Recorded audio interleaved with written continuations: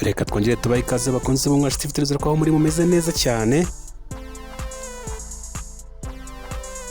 yaba bari hano mu Rwanda, bari mu bihugu bidukikije, abari hanze y'u Rwanda ku mugabane w'Uburayi, Amerika, Canada, inshuti zacu zose aho muri, reka tubasuhuze. Tuje kubagezaho amwe mu makuru agenda avugwa hano mu Rwanda cyane, kuko twe niho twibanda cyane, ariko n'amakuru y'Uburayi ntabwo tujya tuyarenza ingo, ariko aka kanya tugiye kugaruka cyane ku ikipe y'igihugu Rwanda Amavubi. Turaca muri Kiyovu Sport, uwari umutoza wayo Bipfubusa yamaze kuba ahagarikwa igihe kitazwi, witwa Juvenal Mvukiyehe aranugwanugwa kuba yagaruka muri Kiyovu Sport. Yanditse ku mbuga ze nkoranyambaga. Turahava tujya muri Rwanda Premier League igiye gukomeza ku munsi wayo wa 8 ndetse n'uwa 9. Amakipe azakina gute byose tugiye kubigarukaho, muri kumwe nanjye Ferguson, muze tuganire. Abatarakora subscribe mukore subscribe, ugiye hasi muri comment wandike ubutumwa bwawe,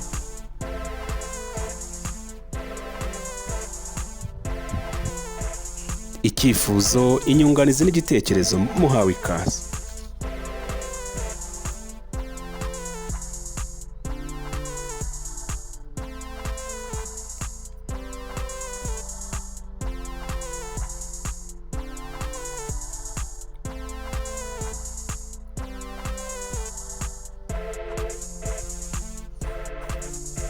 Amakuru agezweho nuko nyuma yo gutsindwa na Djibouti, yaba umutoza Torosteni utoza ikipe y'igihugu Rwanda Amavubi, yaba muri Jimmy umwungirije ndetse na Yves Rwasamanzi, bose bakomeje kujya ku gitutu nyuma yo guhamagara ikipe itaravuzweho rumwe, abakinnyi bamwe badakina muri shampiyona. Ikipe yiganjemo abakinnyi benshi babasimbura, n'abakina noneho ugasanga barakina iminota mikeya, abandi ugasanga ikipe uko yapanzwe ugasanga bamwe barakina imyanya badasanzwe bakinaho. Ibyo nibyo byaje kugaragara ku munsi w'ejo, aho abakinnyi b'ikipe y'u Rwanda Amavubi kuva mu izamu rwose kugera kuri yabivuze uzero rutahizamu, nta mukinnyi n'umwe wakinaga ubona ko akina nk'uko asanzwe akina. Bamwe bibaza se ikipe yakoranye imyitozo, kandi amakuru ari nuko iyi kipe yakoraga imyitozo 2 ku munsi, ariko ikipe y'igihugu Rwanda ejo yagaragaje umukino mubi utarigeze ubaho, no gutsindwa na Djibouti, ikipe y'192 ku rutonde rwa FIFA. Ikipe ifite shampiyona iheruka gukinwa mu kwezi kwa 6, bivuze ko ubu ngubu rwose amezi agera muri 5 agiye gushira ino shampiyona Djibouti idakinwa, ariko ku munsi w'ejo yagaritse Amavubi.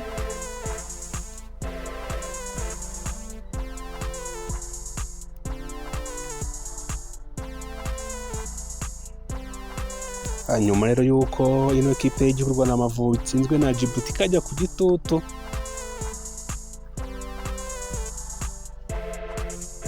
hari abakinnyi bamaze gusezererwa mu mwiherero w'ikipe y'igihugu Rwanda Amavubi.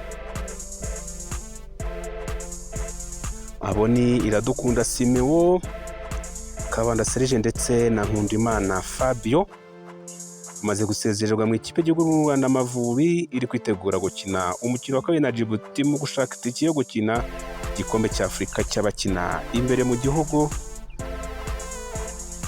cyo bita CHAN. Mu gitondo cyo kuri uyu wa mbere tariki 28 Ukwakira 2024, umutoza w'Amavubi Frank Torosteni Spitira yamaze gusezerera abakinnyi 3 mu mwiherero kwitegura gukina umukino wa 2 wa Djibouti, aho Iradukunda Simeo, Kabanda Serge ndetse na Ndikumana Fabio bamaze kubasezererwa ku mugoroba wo kuri iki cyumweru tariki 27 Ukwakira, nibwo ikipe y'igihugu Rwanda Amavubi yatsinzwe na Djibouti igitego kimwe ku busa mu gushaka itike yo gukina imikino igikombe cya CHAN cyangwa igikombe cy'abakinnyi bakina imbere mu gihugu.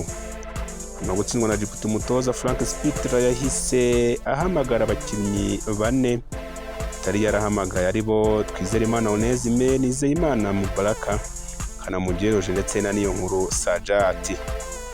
Nyuma yo kongeramo aba bakinnyi mu ikipe y'igihugu, niyo mpamvu uwitwa Simeo ukinira Gorilla Football Club, Undimana Fabio wa Marine Football Club ndetse na Kabanda Serge wa Gasogi United bahise basezererwa bava mu mwiherero basubira mu ma ekipe yabo.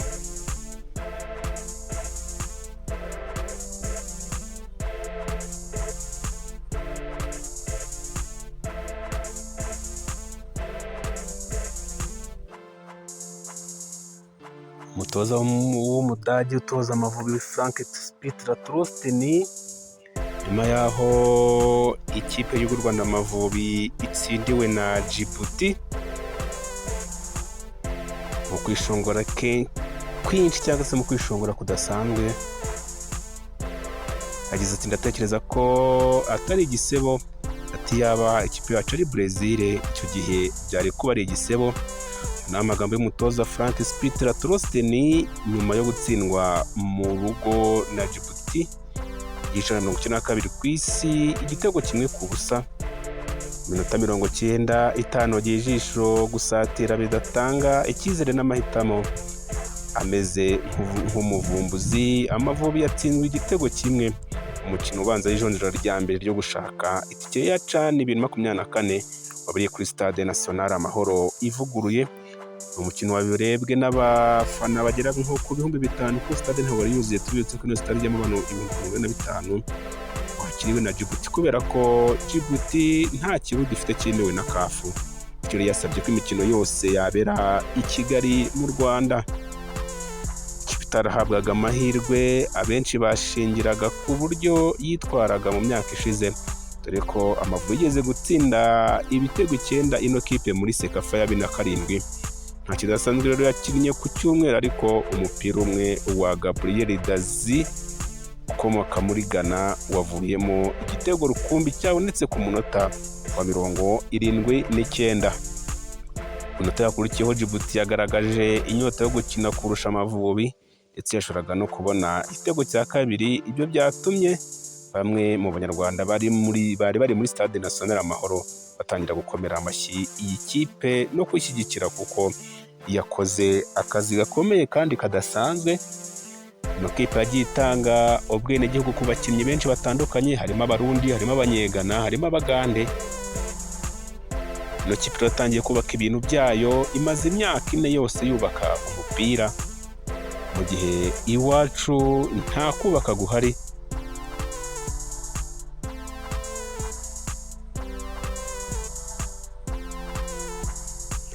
Mu gihe rero hano muri shampiyona y'u Rwanda nta kubaka guhari, cyangwa se abashinzwe umupira w'amaguru w'u Rwanda nta kubaka guhari,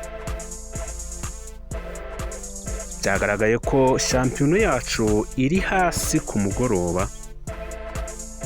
Bamwe bavuze bati noneho ikipe ya Djibouti shampiyona imaze amezi 4 idakina, none itsinze ishampiyona y'u Rwanda iri ku munsi wa 6.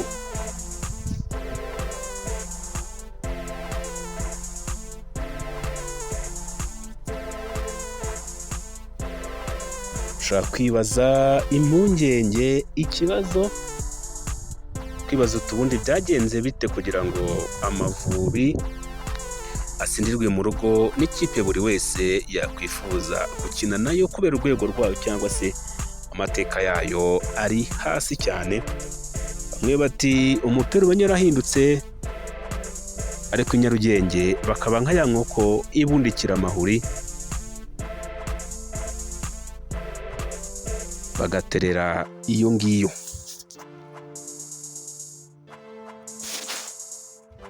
Buri wese rero arimo aribaza ikibazo avuga ati ese byagenze gute kugira Amavubi atsindwe n'ikipe yose buri kipe yakwifuza guhura nayo kugira ngo ikoreho amanota. ariko Amavubi yavomeye mu kiva. Abakoze umupira w'amaguru rero bakomeje kwibaza ese uyu mutoza bimeze bite?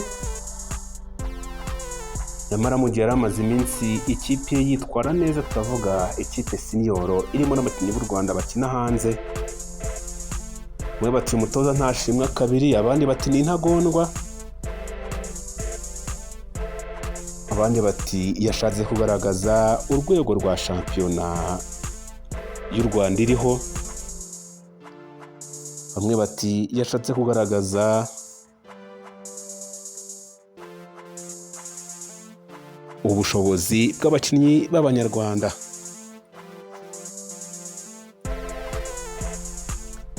Ubwo bushobozi bavuga bw'abakinnyi b'Abanyarwanda, ubu ni ubushobozi bw'abakinnyi b'Abanyarwanda bakina hano imbere mu gihugu. Ubwo umutoza Frank Peter Trosten yaherukaga kuvuga ko Djibouti ari ikipe yo kubaha, umutoza wungirije Jimmy Mulisa wungirije ari we Jimmy Mulisa, ubwo Djibouti yageraga kuri Stade National Amahoro yakoreye imyitozo, nuko uyu mutoza wungirije yagiye kuneka ino kipe, ariko abaganiriye nawe bavuze ko ibyo iyi kipe yagaragaje mu myitozo ngo nta na kimwe cy'icumi igeze igaragaza muri uno mukino. Mulisa yavuze ko nta bintu bidasanzwe ino kipe yagaragaje mu myitozo, ahubwo nabo batunguwe n'uko ino kipe yigaragaje mu mukino hagati. Nkuko nabibabwiye hejuru, ni Djibouti imaze imyaka mike itegura ibintu byabo. Yatangiye umwiherero ku wa kabiri Ukwakira ku itariki 2 z'Ukwakira, abakinnyi bayo bose baba hamwe ndetse barimo n'abanyamahanga bahawe ubwenegihugu bwo kwikinira kubera igihe kinini bamaze bakina muri kino gihugu. Icyagombaga gushitura abantu bagahindura ibitekerezo bari bayifiteho nuko Djibouti yasezereye u Burundi mu majonjoro ya CHAN 2022 imyaka 2 ishize. Ibyo siko byagenze ku mutoza Frank Peter Trosten, kuko nyuma yo guhamagara ikipe yo kwibazwaho byinshi idafite umukinnyi wo hagati ukiri imbere y'abanyugariro na ba rutahizamu batatu basangiye ibitego 4, byarangiye amahitamo ye adasubije ibya bibazo byose uyu mutoza yibazaga. Uyu mutoza w'umudari yakoze ibisa no kuvumbura mu bakinnyi 11 yabanje mu kibuga, hagaragayemo Niyibizi Ramadani na Dushimana Olivier badasanzwe bafite umwanya ubanzamo mu kibuga muri APR Football Club. Mu gihe Ruboneka Bosco yigijwe inyuma, aba ari we mukinnyi ukina imbere y'abamyugariro hazwi nko kuri gatandatu, mu gihe ubusanzwe no minsi arimo gukina imbere yaho cyangwa agaca ku ruhande rw'iburyo nkuko muri APR Football Club byenza aho bita kuri 7. Hejuru y'ibyo witwa Tuyisenge Arsene yabanje mu kibuga inshuro imwe mu mikino 3 APR Football Club iheruka gukina, akaba asanzwe akina ibumoso. Yabanje mu kibuga hagati akina inyuma ya Muhire Keve, mu gihe rutahizamu Rukumbi yabivuze hoze wakinye inota 90 yarangiye adateye umupira n'umwe mu izamu. Panga ikipe muri ubu buryo byatumye Amavubi akina nabi kuva ku mukino utangiye kugeza urangiye, ndetse abakinnyi bose ubona abahuzagurikaga ku buryo n'abari basanzwe bazwiho ubuhanga babuze, barimo Murenga Fitina barasimbuzwa. Mugisha Gilbert wasezeranye imbere y'amategeko ku munsi wo kuwa 4 yari yabanje ku ntebe y'abasimbura asimbura Niyibizi Ramadani. Igice cya kabiri gitangiye, ariko nawe yahinduye umukino mu minota itarenze 20 cyangwa 30, ubona Amavubi basubira inyuma, birananirana bikomeza kugorana, ahubwo Djibouti irakomeza irikinira.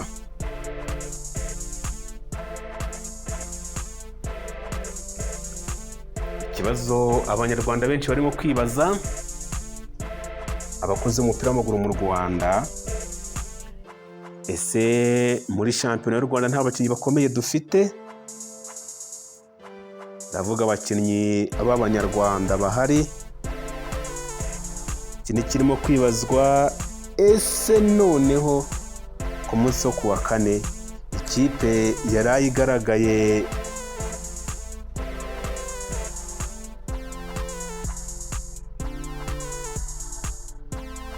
ikibazo buri munyarwanda wese arimo kwibaza, ese ikipe y'igihugu Rwanda yari igaragaje imbaraga nkeya ku munsi wo kuwa kane irava mu maboko ya Djibouti, dore ko isabwa gutsinda ibitego biri mu kinyuranyo cy'ibitego bibiri kugira ngo ibe yakomeza.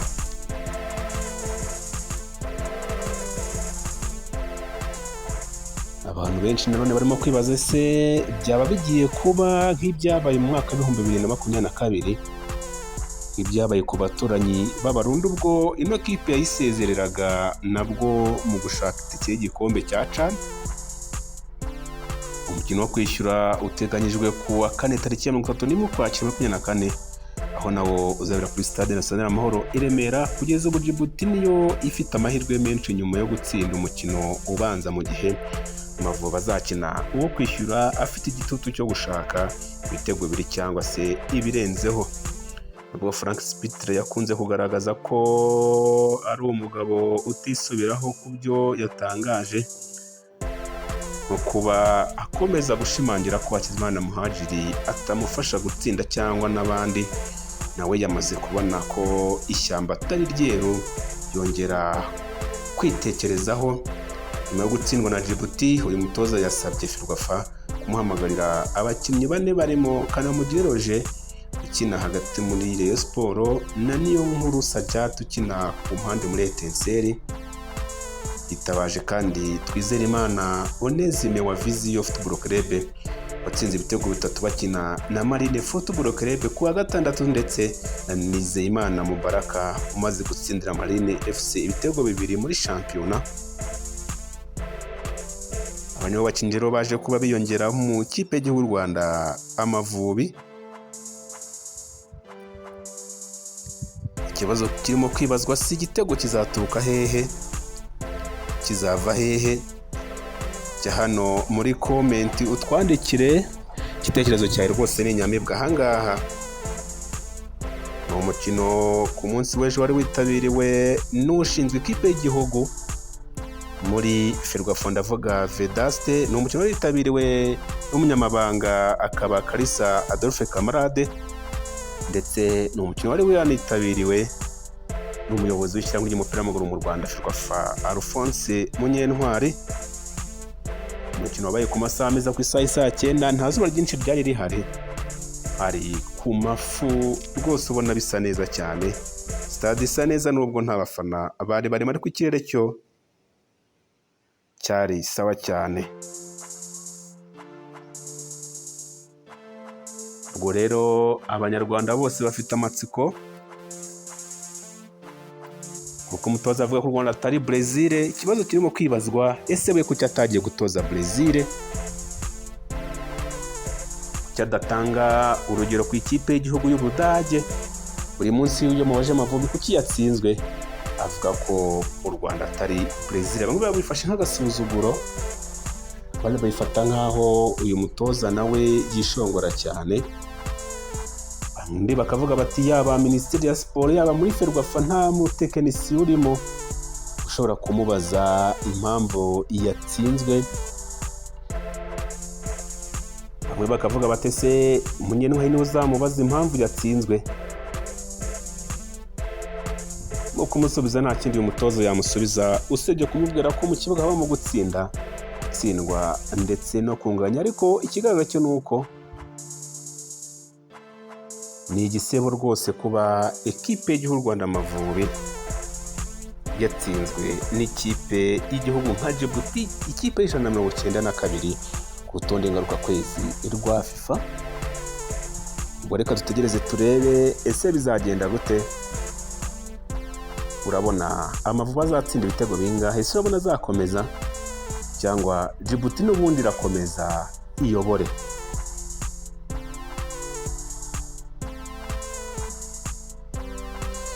Reka tuve kuri ikipe y'igihugu Rwanda Amavubi ahubwo tujye kuri shampiyona y'igihugu y'umupira w'amaguru, yaba ekipe ya Rayon Sport ndetse n'ikipe ya APR Football Club. Izi kipe zigiye kongera gukina ziragaruka nyuma y'uko ekipe y'u Rwanda Amavubi ikina kuri uyu wa kane.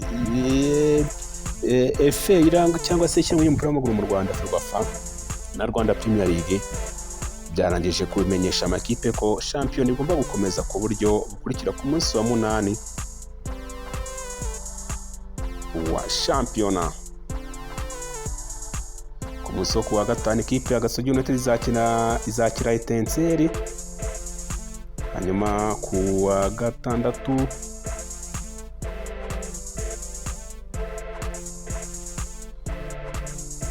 ikipe ya Bugesera Football Club ku saa 9 izakira Musanze Football Club, Polisi Football Club yakira Rutsiro, hanyuma Rayon Sport yakire Kiyovu Sport ku saa 12, mu gihe Amagaju azakira Viziyo ku isaha y'isaa 9.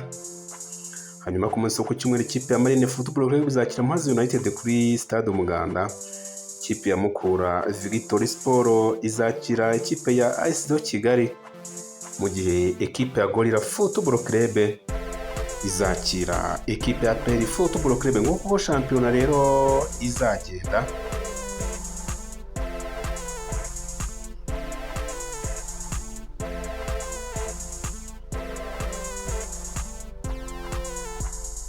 nuko abakunzi ba shampiyona mwe mugura amatike, abandi mufate gahunda za weekend, nuko shampiyona izaba ihagaze ku munsi wa 8 wa shampiyona.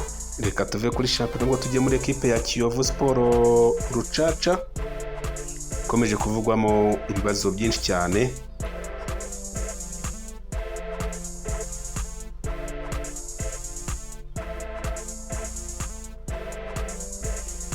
Mu mikino ikipe ya Polisi imaze gukina, umukino wa mbere yatsinze AS ibitego 2-1, umukino wa kabiri itsindwa na Polisi ibitego 4-0, umukino wa gatatu itsindwa na Mukura igitego 1-0, umukino wayo na APR warasubitswe, umukino wa gatanu ikipe ya Kiyovu Sport yatsinzwe n'Amagaju ibitego 2-0, maze umukino wa gatandatu ikipe ya Kiyovu Sport itsindwa na Marine ibitego bigera kuri 4-2, umukino wa karindwi ekipe ya Kiyovu Sport itsindwa na Bugesera ibitego 2-1. Mu mikino igera muri 6 imaze gukina, ikipe ya Kiyovu Sport ikaba yarabashije gutsindamo umukino umwe wonyine. Muri no weekend se irisobanura na Rayon Sport biragenda gute? Irongera yihane? Twese turategereje nk'abakunzi b'umupira w'amaguru, gusa abakunzi b'Ubwashitirisa tuhababereye neza cyane. Ikindi wenda twagare ko nuko umutoza wawe Bipfubusa Jisire amaze guhagarikwa nino ekipe, bivugwa ko ari umusaruro mukeya. Uno mugabo ngo azize kubera ko ngo bamuhaye ubushobozi bwo kubaka ekipe, ariko kugeza kuri uyu munsi nta musaruro birimo gutanga. Ngo rero ikipe ya Kiyovu Sport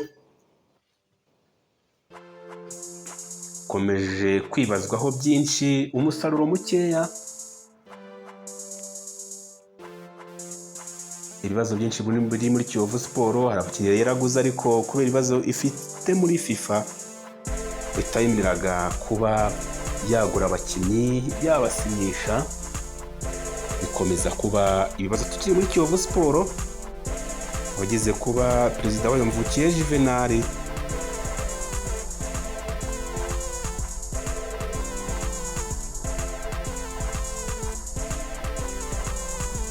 yabaye nk'usetsa abantu atangaza byinshi ku mbuga ze, agize ati abasaza baraje bakubitwe, ngiye kubategurira imikino 3, amanota 9 arahagije. Duhereye kuri Rayon Sport, sinteganya kugaruka mu buyobozi, nuko nkunda ikipe ya Kiyovu Sport. Yagize ati abasaza baraje bakubitwe, ngiye kubategurira imikino 3, amanota 9 arahagije. Duhereye kuri Rayon Sport, sinteganya kugaruka mu buyobozi bwa Kiyovu Sport, ariko nkunda Kiyovu Sport. Ngubwo ubutumwa rero yahaye abakunzi ba Kiyovu Sport. Bamwe bati nyamara uyu mugabo umenya akunda Kiyovu Sport wa mugani we. Tubibutse ko kugeza kuri uyu munsi uyu mugabo yambuye ubunyamuryango bwo kuba umunyamuryango wa Kiyovu Sport, ariko aracyayikunda. Kubigaragara ubwo abasaza ashaka kuvuga n'abitwa ba Gacinya, ba Paul Muvunyi, ba Ruhamyambuga Paul, nabo basaza bose bishyize hamwe kugira ngo ino kipe ya Rayon Sport idafite ubuyobozi kugeza ubu ibashe kubaho, nyuma yaho wari umuyobozi wayo Jean Fidèle yeguye, ndetse na manda yabo ikaba yarangiye kuri tariki ya 24 ukwezi kwa 10 kunguko turimo, kugeza kuri uyu munsi ku tariki ya 28. Ubu ngubu ikipe ya Kiyovu Sport nta buyobozi ifite. Rero umukino uzaba ku munsi wo kuwa gatandatu ku isaha 12 uzahuza ikipe ya Rayon Sport n'ikipe ya Kiyovu Sport. Uhishe byinshi. Reka twongere tubashimire abakunzi b'Umwashi TV, niba utarakora subscribe nyarukira ku Umwashi TV kugira ngo ujye ukurikirana ibiganiro byacu. Ushobora no kujya hano hasi muri comment ukandika igitekerezo cyawe, bityo tukaba twanakigenderaho. Reka tubashimire, mukomeze mugire igicamunsi cyiza. Mwari kumwe nanjye Ferguson, twebwe turagaruka mu kanya, ariko ushobora no kujya ku mbuga zacu yaba X, Twitter na Instagram. X niyo yahoze yitwa Twitter, ubu ngubu wajyaho ukajya kuri Instagram, ukajya kuri Facebook, ugashakamo Ferguson Rwanda cyangwa se Dushimimana Benoit Gering, ukaduha ubutumwa hanyuma tukabwakira neza cyane. Mukomeze mugire ibihe byiza, twe turagaruka mu kanya. Muvandimwe Benoit ndimo arabategurira byinshi hanze y'u Rwanda, cyane cyane ku mugabane w'Uburayi. Turagaruka mu kanya, mukomeze mugire ibihe byiza. Ciao ciao.